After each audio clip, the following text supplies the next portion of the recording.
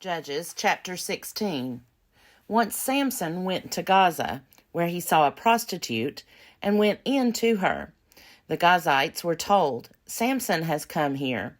So they circled around and lay in wait for him all night at the city gate. They kept quiet all night, thinking, "Let us wait until the light of the morning, then we will kill him." But Samson lay only until midnight. Then at midnight he rose up, took hold of the doors of the city gate and the two posts, pulled them up, bar and all, put them on his shoulders, and carried them to the top of the hill that is in front of Hebron. After this, he fell in love with a woman in the valley of Sorek, whose name was Delilah. The lords of the Philistines came to her and said to her, "Coax him and find out what makes his strength so great, and how we may overpower him, so that we may bind him in order to subdue him, and we will each give you 1,100 pieces of silver." So Delilah said to Samson, "Please tell me what makes your strength so great, and how you could be bound, so that one could subdue you." Samson said to her, "If they bind me with 7 fresh bowstrings that are not dried out, then I shall become weak and be like anyone else." Then the lords of the Philistines brought her 7 fresh bowstrings that had not dried out, and she bound him with them. While men were lying in wait in an inner chamber, she said to him, "The Philistines are upon you, Samson." But he snapped the bowstrings as a strand of fiber snaps when it touches the fire. So the secret of his strength was not known. Then Delilah said to Samson, "You have mocked me and told me lies. Please tell me how you could be bound."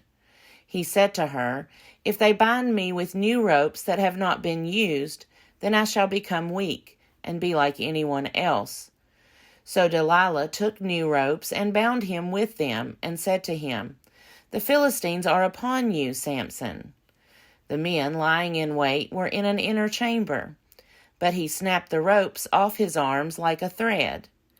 Then Delilah said to Samson, "Until now you have mocked me and told me lies. Tell me how you could be bound."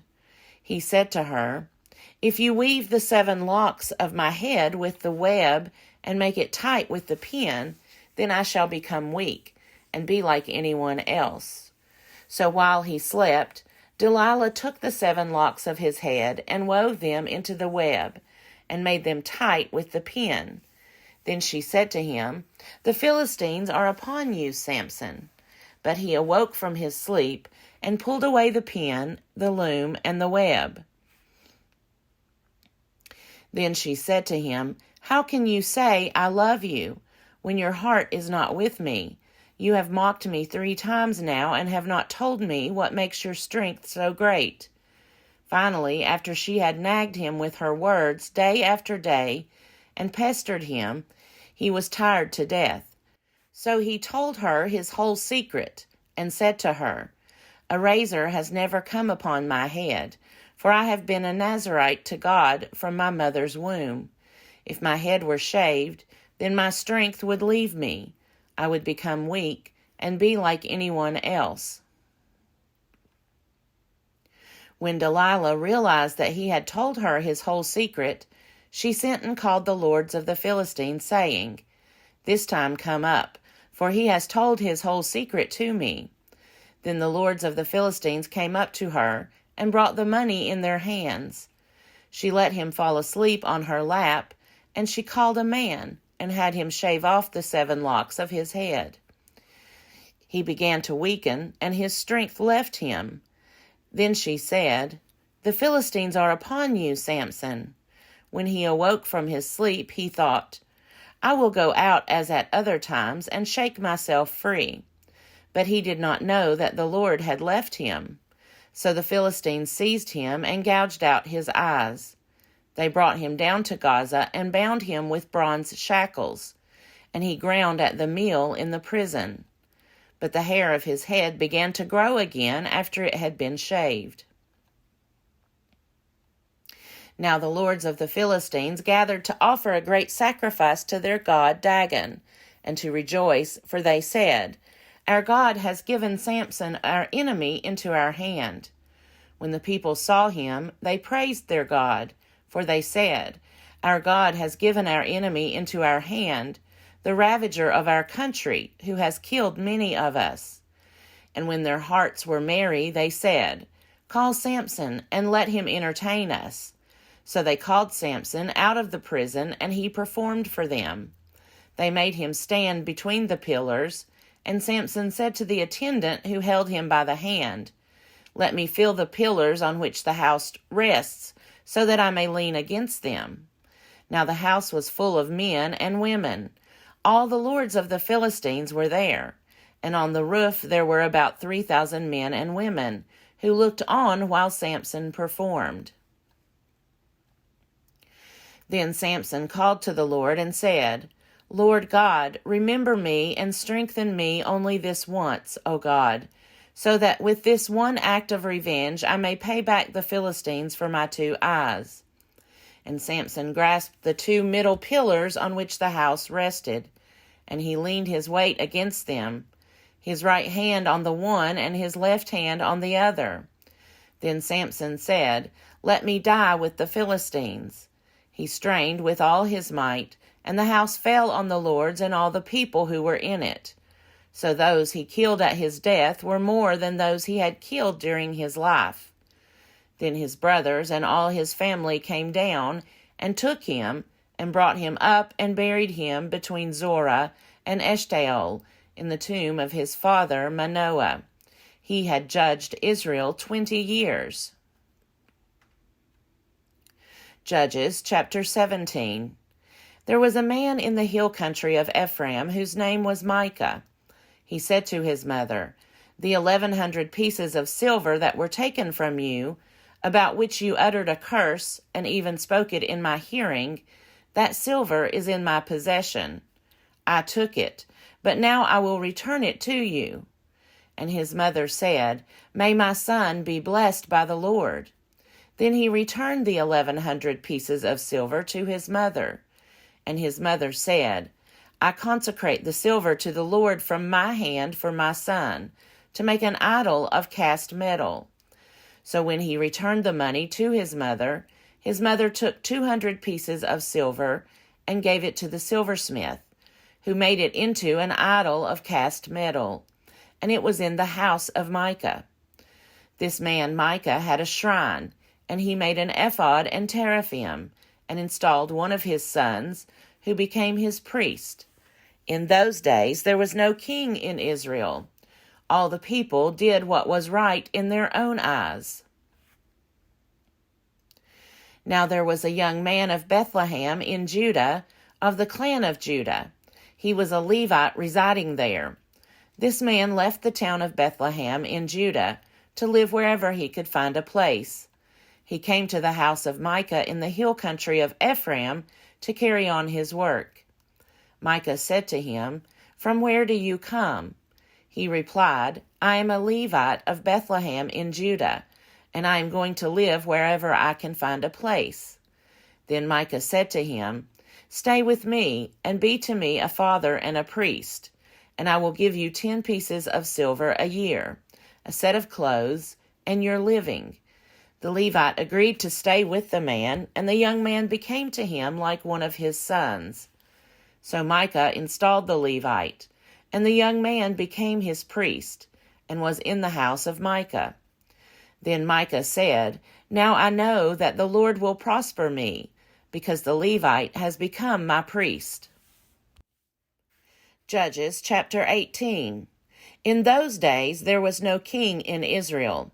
And in those days the tribe of the Danites was seeking for itself a territory to live in, for until then no territory among the tribes of Israel had been allotted to them.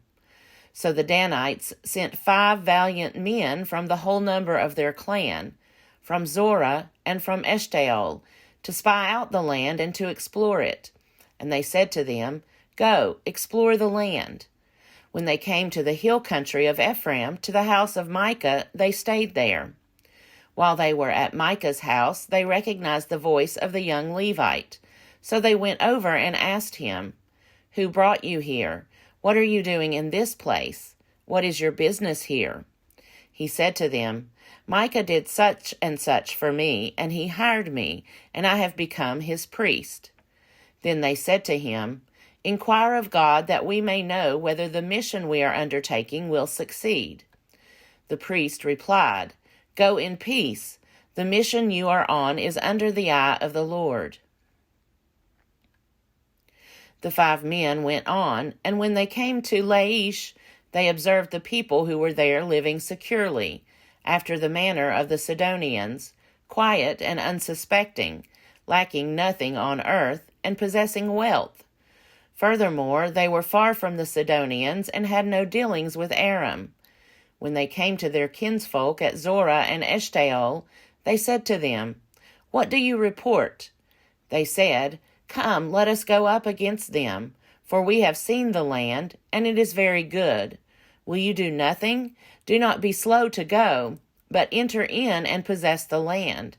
When you go, you will come to an unsuspecting people. The land is broad. God has indeed given it into your hands, a place where there is no lack of anything on earth." 600 men of the Danite clan, armed with weapons of war, set out from Zorah and Eshtaol, and went up and encamped at Kiriath-Jearim in Judah. On this account, that place is called Mahana Dan to this day. It is west of Kiriath-Jearim. From there they passed on to the hill country of Ephraim and came to the house of Micah. Then the 5 men who had gone to spy out the land, that is, Laish, said to their comrades, "Do you know that in these buildings there are an ephod, teraphim, and an idol of cast metal? Now, therefore, consider what you will do." So they turned in that direction and came to the house of the young Levite, at the home of Micah, and greeted him, while the 600 men of the Danites, armed with their weapons of war, stood by the entrance of the gate. The 5 men who had gone to spy out the land proceeded to enter and take the idol of cast metal, the ephod, and the teraphim. The priest was standing by the entrance of the gate with the 600 men armed with weapons of war. When the men went into Micah's house and took the idol of cast metal, the ephod, and the teraphim, the priest said to them, "What are you doing?" They said to him, "Keep quiet. Put your hand over your mouth and come with us, and be to us a father and a priest. Is it better for you to be priest to the house of one person, or to be priest to a tribe and clan in Israel?" Then the priest accepted the offer. He took the ephod, the teraphim, and the idol, and went along with the people. So they resumed their journey, putting the little ones, the livestock, and the goods in front of them. When they were some distance from the home of Micah, the men who were in the houses near Micah's house were called out, and they overtook the Danites. They shouted to the Danites, who turned around and said to Micah, "What is the matter that you come with such a company?" He replied, "You take my gods that I made, and the priest, and go away, and what have I left? How then can you ask me, what is the matter?" And the Danites said to him, "You had better not let your voice be heard among us, or else hot-tempered fellows will attack you, and you will lose your life and the lives of your household." Then the Danites went their way. When Micah saw that they were too strong for him, he turned and went back to his home. The Danites, having taken what Micah had made, and the priest who belonged to him, came to Laish, to a people quiet and unsuspecting, put them to the sword, and burned down the city. There was no deliverer, because it was far from Sidon, and they had no dealings with Aram. It was in the valley that belongs to Beth-rehob. They rebuilt the city and lived in it. They named the city Dan, after their ancestor Dan, who was born to Israel. But the name of the city was formerly Laish. Then the Danites set up the idol for themselves. Jonathan, son of Gershom, son of Moses, and his sons were priests to the tribe of the Danites until the time the land went into captivity.